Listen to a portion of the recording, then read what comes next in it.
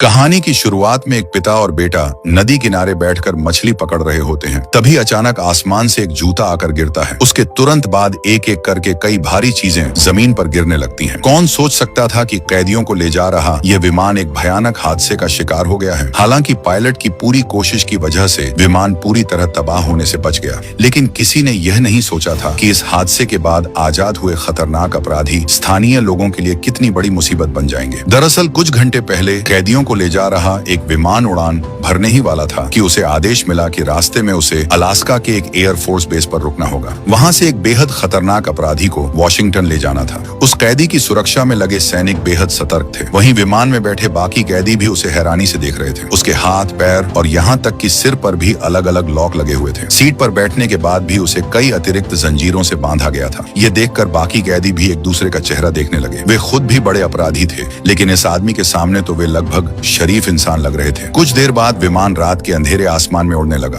तभी उस खतरनाक कैदी ने मुंह से स्टील की कील लगा एक नकली दांत निकाला। ऐसा लग रहा था जैसे वह उससे अपनी बेड़ियां खोलने वाला हो। जैसे ही उसके हाथ पैर आजाद हुए तो अचानक विमान के बाहर जोरदार धमाका हुआ। विमान का एक हिस्सा आग की लपटों में गिर गया। यात्रियों की चीखें गूंज उठीं और पास बैठे कई कैदी सीधे हवा में खींच गए। लेकिन वह खतरनाक अपराधी बिल्कुल भी घबराया नहीं। वह आराम से अपनी बाकी जंजीरें खोलता रहा। जब विमान तेजी से नीचे गिरने लगा तब तक वह पूरी तरह आजाद हो चुका था। सामने आए एक मार्शल को उसने कुछ ही सेकंड में बुरी तरह पीट कर गिरा दिया। उधर पायलट पूरी ताकत लगाकर विमान को संभालने की कोशिश कर रहा था। विमान के अंदर मौजूद सभी लोग ग्रेविटी खत्म होने की वजह से हवा में तैरने लगे, लेकिन यह ज्यादा देर तक नहीं चला। आखिरकार विमान बेकाबू होकर जमीन की तरफ गिर पड़ा। खुशनसीबी से विमान क्रैश होने के बाद उसमें दूसरा विस्फोट नहीं हुआ। इसके बाद कैदियों की निगरानी कर रहे कई गार्ड्स मारे गए थे और कई बुरी तरह घायल हो चुके थे। जो कैदी बच गए थे वे किसी भी तरह अपने हथकड़े खोलने की कोशिश करने लगे। उनके लिए यह किसी दूसरी जिंदगी मिलने जैसा था। उधर अलास्का के एक छोटे से बॉर्डर टाउन में डिप्टी शेरिफ फ्रैंक रोज की तरह अपनी ड्यूटी पर पहुंचा। अभी वह ठीक से बैठा भी नहीं था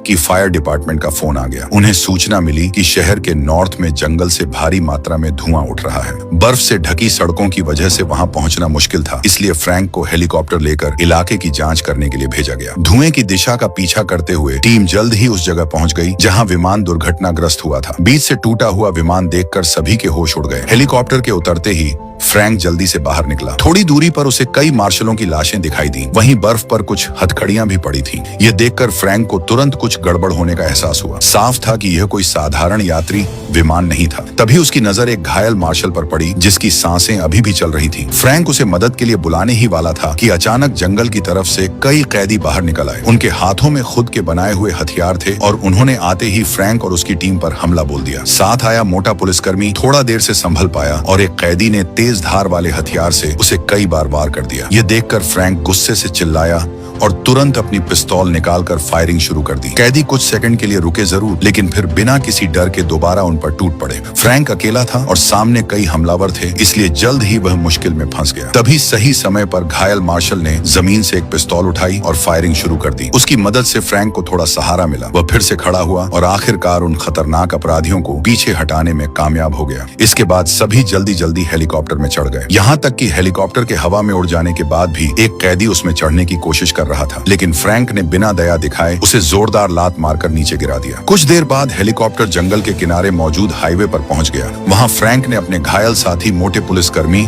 और बचे हुए मार्शल को एम्बुलेंस में भेज दिया। इसके बाद फ्रैंक ने सभी पुलिस वालों को बताया कि दुर्घटनाग्रस्त हुआ विमान कोई साधारण विमान नहीं था, बल्कि वह संघीय कैदियों को ले जाने वाला ट्रांसपोर्ट प्लेन था। उसमें मौजूद अपराधी बेहद हिंसक और खतरनाक थे। ऐसे लोग आजादी पाने का यह मौका बिल्कुल नहीं छोड़ने वाले थे। खुशकिस्मती से विमान घने बर्फीले पहाड़ों और जंगलों के बीच गिरा था, इसलिए पुलिस ने 2 मोर्चों पर काम शुरू किया। एक टीम को जंगल में छिपे अपराधियों की तलाश के लिए भेजा गया, जबकि दूसरी टीम ने जंगल से बाहर निकलने वाले सभी रास्तों को सील करना शुरू कर दिया, ताकि कोई भी अपराधी चुपके से शहर में न घुस सके। सभी जरूरी निर्देश देने के बाद फ्रैंक ने अपनी पत्नी सारा को भी फोन किया। उसने कहा कि अस्पताल में घायल लोगों के इलाज की पूरी तैयारी रखी जाए। उसका साथी मोटा पुलिसकर्मी गंभीर रूप से घायल था और अस्पताल में जिंदगी की लड़ाई लड़ रहा था। अभी फ्रैंक ने फोन रखा ही था कि उसका मोबाइल फिर बज उठा। इस बार कॉल करने वाला CIA की एक एजेंट थी जिसका नाम सिड था। सिड ने बताया कि कुछ मिनट पहले उसे आदेश मिला है कि वह तुरंत अलास्का पहुंचे और फरार कैदियों को पकड़ने में फ्रैंक की मदद करे। यह सुनकर फ्रैंक थोड़ा सतर्क हो गया। CIA कोई समाज सेवा करने वाली संस्था नहीं थी।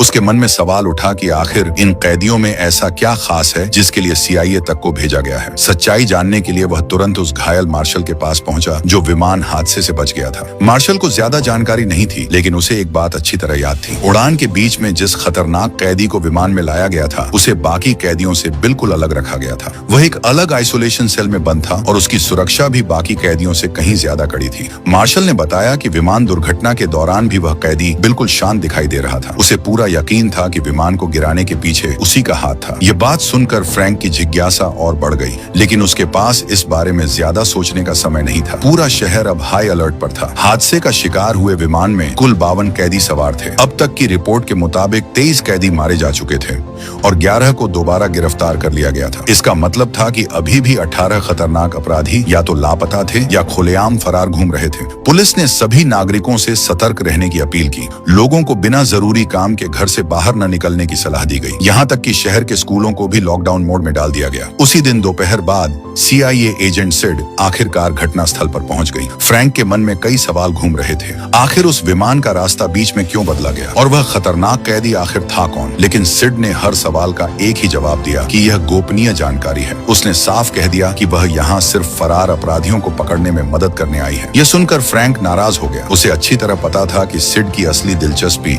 उन 18 फरार कैदियों में नहीं बल्कि उस एक खास कैदी में थी जिसे बीच रास्ते में विमान पर चढ़ाया गया था। लेकिन फ्रैंक की जिम्मेदारी पूरे शहर की सुरक्षा थी। उसके लिए हर एक फरार अपराधी खतरा था और वह सभी 18 कैदियों को पकड़ना चाहता था। सिड को अपने उच्च अधिकारियों की बातें याद आईं। उन्होंने बताया था कि फ्रैंक 6 साल पहले शिकागो के मेजर क्राइम यूनिट में काम करता था। बाद में उसका ट्रांसफर इस दूर दराज के छोटे से शहर में कर दिया गया। पिछले 5 सालों में उसने पूरी ईमानदारी से काम किया था और उसके पोस्टिंग के दौरान शहर में एक भी हत्या नहीं हुई थी। सिड समझ गई कि आगे की जांच में उसे फ्रैंक की मदद की जरूरत पड़ेगी, इसलिए उसने कुछ निजी जानकारी साझा करने का फैसला किया। उसने बताया कि उस खतरनाक कैदी का नाम लॉक था। लॉक पहले CIA का एक बेहद काबिल एजेंट हुआ करता था। सिड पहले उसकी बॉस रह चुकी थी और उसी ने उसे ट्रेनिंग भी दी थी। शुरुआत में लॉक ने शानदार प्रदर्शन किया था, लेकिन पिछले महीने वह अचानक गायब हो गया। उसके साथ साथ एक बेहद सीक्रेट फाइल भी लापता हो गई थी। जांच में मिले सबूतों से यही संकेत मिल रहे थे कि लॉक ने CIA के साथ विश्वासघात किया और वह सीक्रेट जानकारी चुरा ली। 2 दिन पहले उसे सीमा क्षेत्र में गिरफ्तार कर लिया गया था। इसी वजह से CIA ने विशेष आदेश देकर उसे उसी कैदी विमान से वॉशिंगटन भेजने की व्यवस्था करवाई थी। हालांकि सिड के पास कोई पक्का सबूत नहीं था, फिर भी उसे पूरा यकीन था कि विमान हादसे के पीछे लॉक का ही हाथ है। सिड का मानना था कि लॉक सिर्फ भागने के लिए ये सब नहीं कर रहा, बल्कि वह आगे कोई और भी बड़ा और खतरनाक प्लान तैयार कर रहा है। ये सब सुनकर फ्रैंक हैरान रह गया। उसे पूरी कहानी किसी फिल्म जैसी लग रही थी। वह सिड से और भी जानकारी पूछने ही वाला था कि तभी उसकी जेब में रखा मोबाइल फोन बज उठा। असल में फोन उसकी पत्नी सारा का था। कॉल मिलते ही फ्रैंक तुरंत अस्पताल की ओर रवाना हो गया। वहाँ पहुंचकर उसने देखा कि सारा उस घायल मार्शल के कमरे से बाहर निकल रही थी। अच्छी बात यह थी कि मार्शल की हालत अब अच्छी थी और कुछ दिनों के आराम के बाद उसे छुट्टी मिल सकती थी। लेकिन उसका साथी मोटा पुलिसकर्मी इतना खुशकिस्मत नहीं था। अंदरूनी अंगों में भारी खून बहने की वजह से डॉक्टर कई घंटों तक उसकी जान बचाने की कोशिश करते रहे, लेकिन आखिरकार वह दम तोड़ गया। इस खबर ने सारा को गहरा सदमा पहुंचाया। उसे महसूस होने लगा कि यह मामला किसी साधारण अपराध से कहीं ज्यादा खतरनाक है। उसने फ्रैंक से कहा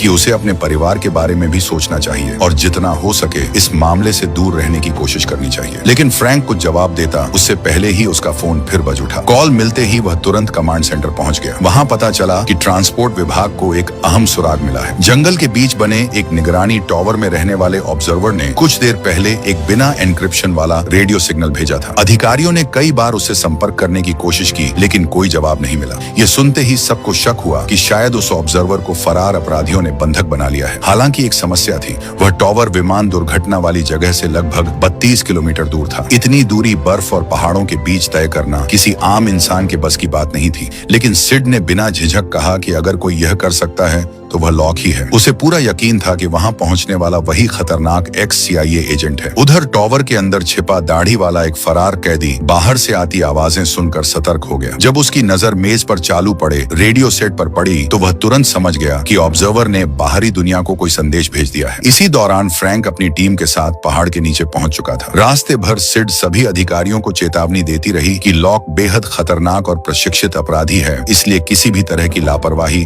जानलेवा साबित हो सकती है। कुछ ही देर में पूरी टीम निगरानी टॉवर के केबिन तक पहुंच गई। दरवाजा खोलते ही वे हैरान रह गए क्योंकि अंदर कोई दिखाई नहीं दे रहा था। फिर एक अधिकारी को स्टोर रूम में बंधा हुआ ऑब्जर्वर मिल गया, लेकिन जैसे ही वह उसे छुड़ाने के लिए झुका, तभी दाढ़ी वाले कैदी ने अचानक हमला कर दिया। यह हमला इतना तेज था कि पुलिसकर्मी को संभलने तक का मौका नहीं मिला। बाहर मौजूद बाकी अधिकारी शोर सुनते ही मदद के लिए दौड़े, लेकिन तब तक दाढ़ी वाला अपराधी ऑब्जर्वर को बंधक बनाकर वहां से भाग चुका था। बाहर पहुंचते ही पुलिसकर्मियों ने घेरा बना लिया। सिड अभी पूरी तरह मौके पर पहुंची भी नहीं थी कि वह जोर जोर से चिल्लाने लगा और सबको गोली चलाने का आदेश देने लगा। लेकिन फ्रैंक दाढ़ी वाले अपराधी को जिंदा पकड़ना चाहता था। दोनों पक्ष आमने सामने खड़े थे कि तभी सिड ने जमीन पर पड़ी एक कुल्हाड़ी उठाई और उस कुत्ते को बांधने वाली लोहे की जंजीर काट दी। जंजीर टूटते ही कुत्ता सीधे दाढ़ी वाले अपराधी पर टूट पड़ा। सभी के सामने इंसान और कुत्ते के बीच भयंकर संघर्ष शुरू हो गया। आखिरकार ऑब्जर्वर ने सीटी बजाई, तब जाकर कुत्ते ने हमला रोक दिया, लेकिन तब तक बहुत देर हो चुकी थी। दाढ़ी वाले अपराधी का गला बुरी तरह फट चुका था और उसकी मौके पर ही मौत हो गई। फ्रैंक यह देखकर पूरी तरह हैरान रह गया। उसे यकीन ही नहीं हो रहा था कि जिस व्यक्ति को वे खतरनाक गद्दार एजेंट समझ रहे थे, वह इतनी आसानी से मारा गया। लेकिन सिड ने सिर्फ निराशा से सिर हिलाया।